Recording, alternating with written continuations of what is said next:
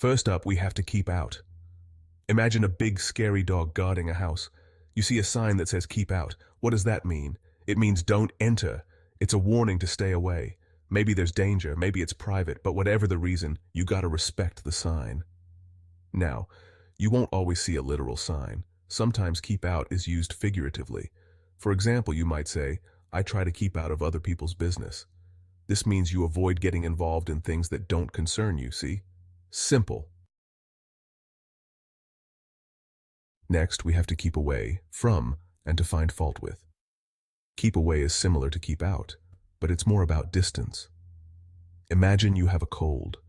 You might tell your friends, please keep away from me. I don't want to get you sick. To find fault with is all about being critical or negative. Imagine someone who's always complaining. They might find fault with the weather, the food, or even your new shoes. Not very nice, right? Section 4. Up to, ill at ease, and do-over expressions for everyday life. Now, let's talk about 3 common expressions: to be up to, ill at ease, and to do over. These phrases are used frequently in everyday conversations and can help you sound more natural when speaking English. First, let's explore the phrase up to.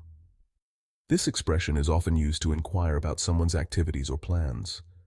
For example, you might ask a friend, "What are you up to this weekend?" It's a casual and friendly way to find out what someone is planning to do. Essentially, it's another way of saying, "What are your plans?" or "What are you doing?" Next, let's discuss the expression ill at ease. This phrase is used to describe a feeling of discomfort or awkwardness in a particular situation. Imagine being at a party where you don't know anyone. You might feel ill at ease because you're not familiar with the surroundings or the people there. This feeling of being out of place or uneasy can happen in various situations, such as starting a new job or attending a social event alone. Lastly, let's talk about the phrase to do over.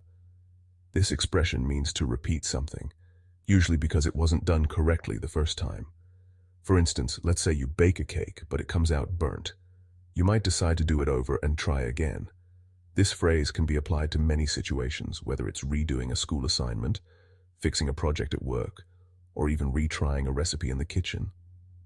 The idea is to give it another shot and improve on your previous attempt. Section 5. Look into, take hold of, and get through. Idioms for action. Time for some action-packed idioms. Let's dive into these expressions that add a punch to our everyday language. To look into means to investigate or examine something closely. If your phone is acting strange, you might look into the problem to figure out what's wrong. This idiom is often used when we need to find out more details about a situation. For example, a detective looks into a mystery to uncover the truth, or a scientist looks into a new theory to understand it better. To take hold of means to grab something firmly. Imagine you're on a roller coaster. You take hold of the safety bar to make sure you don't fall out. This idiom can also mean to seize an opportunity or take control of a situation. For instance, you might take hold of a new job offer to advance your career, or take hold of a project to ensure its success.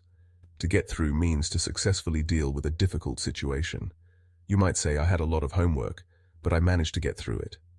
This idiom is often used to describe overcoming challenges or enduring tough times. For example, you might get through a busy work week by staying organized, or get through a personal crisis with the support of friends and family. It emphasizes resilience and perseverance in the face of adversity.